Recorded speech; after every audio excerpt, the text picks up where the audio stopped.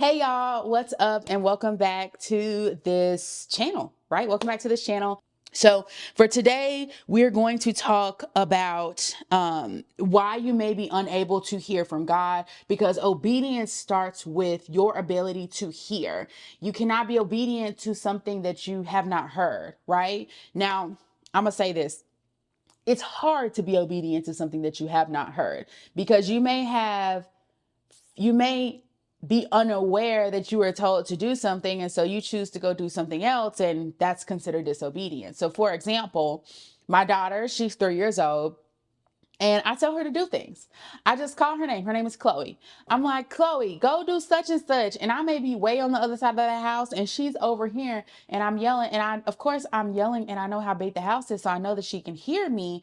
But just because I know logically that she can hear me and I'm yelling does not mean that she actually heard me. So what tends to happen a lot is, or what was happening was, I was yelling from across the house, Chloe, go do this, go do that, go do whatever. And she wasn't doing it.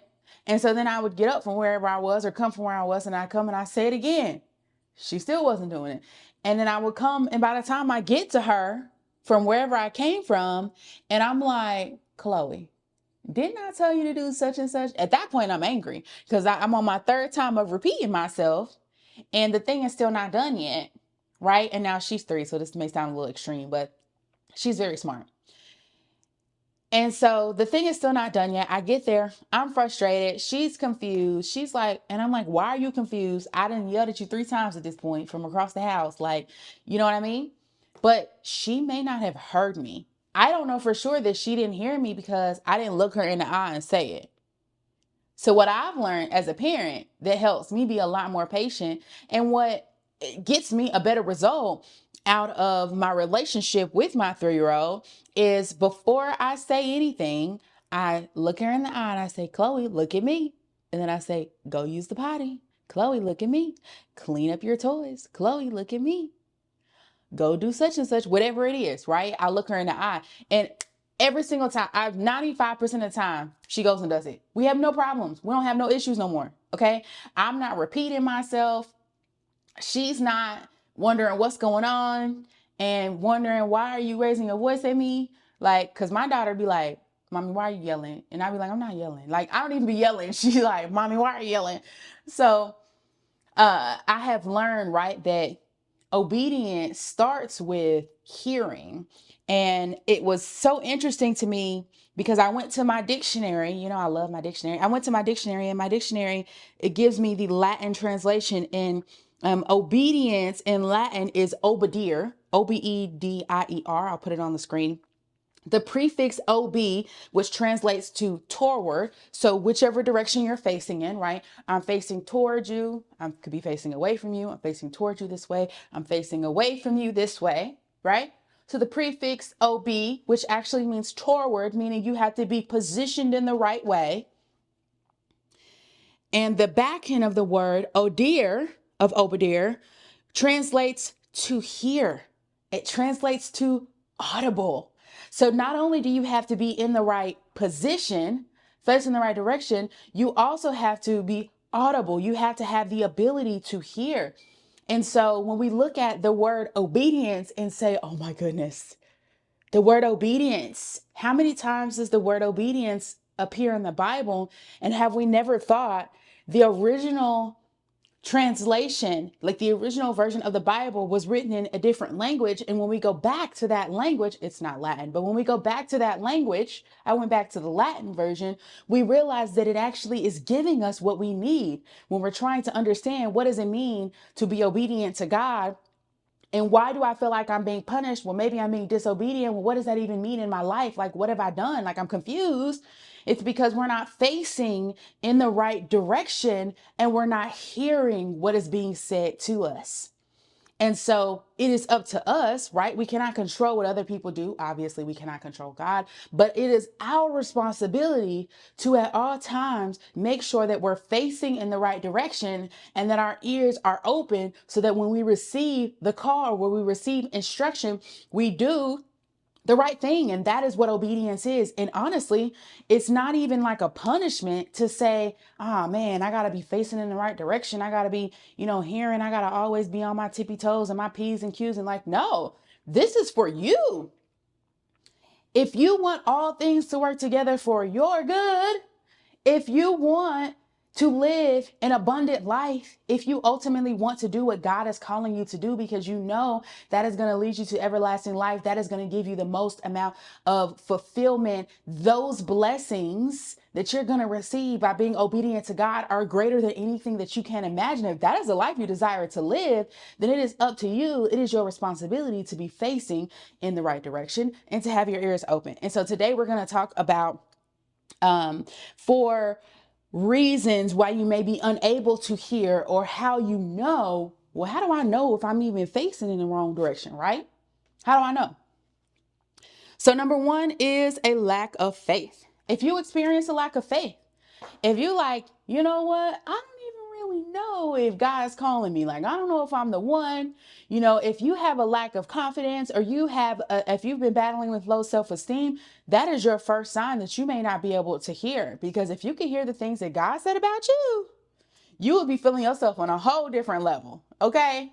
You would be like, if we talk to ourselves the way that God talks about us, like, confidence would be at an all-time high. Audacity would be on sale for free 99. Okay. It would definitely be. So a lack of faith is that first sign. And you know, if you have a lack of faith, right? If you know that you've been called to do something, let's say you have heard something, but you're not continuously hearing God. So let's say God said, hey, I need you to go work at this job, or God says, hey, I need you to launch this business, or I need you to go speak to this person, or I need you to help this person do this thing over here. So if you know you've been called to do something and you are questioning, or you're like wondering, like, is it really me? Like, is he really calling me? That's a lack of faith. Or if you walk into a room that you know you've been called into, but you still kind of feel a little bit uneasy, that's a lack of faith. If you are wondering if God hears you, that's a lack of faith. If you're wondering if, man, we could do a whole video on signs of a lack of faith, but when you're feeling low self-esteem, when you're feeling inconfident, and that can actually be a blockage. It means that you're not able to hear. Okay. Because if you knew about you what God knew about you, you would be walking a whole lot different. Okay. Number two, unresolved conflicts or unforgiveness. Okay. Now it teaches in the Bible, right? Forgiveness, resolving conflicts, like that is needed to not only, obviously we want to be like Jesus, and we want to, forgive people. But what happens is, mentally, when you are holding a grudge and you hold on to unforgiveness, you're actually taking up capacity in your brain. Like, you're holding space in your head for someone else, and that's taking up space that you need to be doing what you're called to do. Like, you're literally taking up brain capacity when you're holding a grudge and you have not forgiven somebody. And people love to say, oh, I don't worry about her. Like, she not my friend no more. We ain't gotta, we don't gotta whatever. But you're thinking about her, and we're having a conversation about her right now. And if you see her, you get mad. So apparently there is still some part of you that is tied to this thing, right? That is tied to this emotion of holding a grudge. Holding a grudge that's literally what we call it. You're holding a grudge. You would have a lot more open hands to receive what it is that you're praying to receive if you weren't holding on to a whole bunch of stuff. Okay. So you got to open your hands and let that stuff go.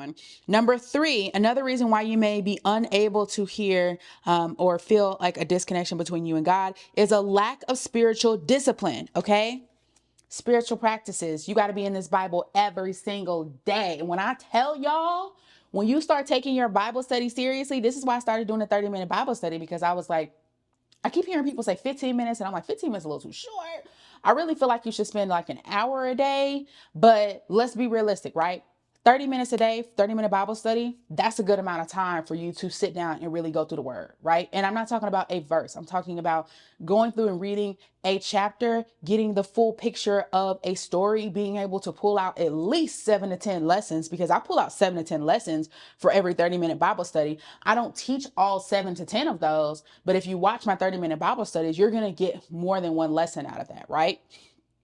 And so when we talk about spiritual discipline and we talk about spiritual discernment, discernment comes from discipline. That's probably a whole nother video, but your level of discernment will increase as your level of discipline increases. You're able to know what is and what isn't when God is speaking to you, and when something else is speaking to you. You know how to tell the difference based off of your level of discipline. For example, I've been a full-time entrepreneur off my own back, multi-six figures, for 7 years. Full time, no other job. Okay. So I have a very high level of discernment when it comes to entrepreneurship. Like when somebody's telling me something, it's very easy for me to say, oh no, you lying. Like it's very easy for me to say, nah, you lying, or yes, you're telling the truth, because I have experienced varying and increasing levels of discipline that I've developed over the last 7 years. It takes a lot of discipline to be your own boss for 7 years and to produce income and revenue for 7 years. It takes a lot of discipline. And so that increased level of discipline has now brought me in return an increased level of discernment.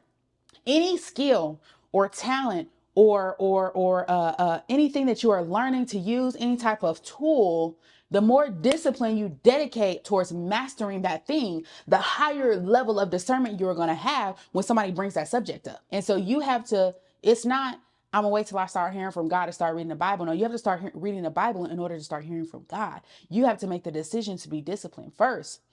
Then the discernment comes, and then it becomes easier for you to say, oh, because you know what's happening right now. If you're like, I don't know if God's hearing from me. If you're watching this video, it's because you don't know, right? And that's totally fine. But what's happening? God is yelling at you from across the house. And I get up from my 3-year-old to go look her in the eye. But baby, let me tell you something. You do not want God to get up from where he's at to come look you in the eye. Because if he got to come look you in the eye, it's going to be a whole nother different story. Okay. Like you don't want to be snatched up. You don't want to find yourself like Jonah. Like, now, what did I tell you to do? Now look at you. You're in the middle of a storm in the sea. You've been thrown overboard into the ocean and you swallowed into the belly of the whale. Like, why do I have to do all this to get your attention? For you to just go back and do what I originally told you to do. You don't want to find yourself in a situation where God has to come look you in the eye like that. Okay? Because baby, he will dry up the well. That's what I say. He'll dry up the well. Anything that is flourishing in your life, it will be dried up because he's trying to reel you back in to get your attention. And last but not least, number 4, the fourth reason why you may be unable to hear from God is personal distractions and busyness. Busy, busy, busy. We have glorified busy.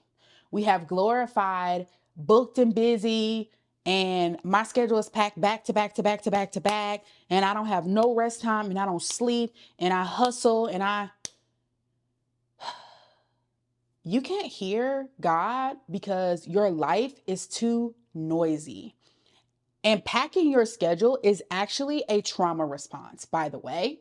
So if you feel like you always have to be busy, if you feel like weird when you're idle and you're not doing anything, that is a trauma response. Your body, your brain is saying, do something else, do something else, do something else, do something else. That is literally how your brain responds when you are on drugs. You keep going. That's why they be like fiddling, tapping, like that. It's a trauma response. Okay. Your body is in a state of shock. And it feels like if I just keep going, if I just keep adding stuff to my schedule, if I just keep saying, yes, I can make everybody happy. I can do everything. I can be everywhere. I can show up. I can do and be all the things that no one ever was for me. And your body is responding to a trauma. I need you to slow down. As your life coach, unofficially, as your life coach, because if you're watching my videos, I'm your life coach. I need you to slow down and I need you to make space because God is trying to talk to you. And it needs to be quiet in order for you to hear, because sometimes it's loud, but sometimes it's a whisper. And you're not going to be able to hear if there's actually no open space. Aside from the fact that you need to exhale, you need the open space to exhale. Okay. All right. So that is what I have for y'all today for the 4 reasons why you may be unable to hear from God. Make sure that you like, comment, and subscribe. If you guys want to keep watching this series, there will be more videos coming out. I will add them all to a playlist. See y'all later.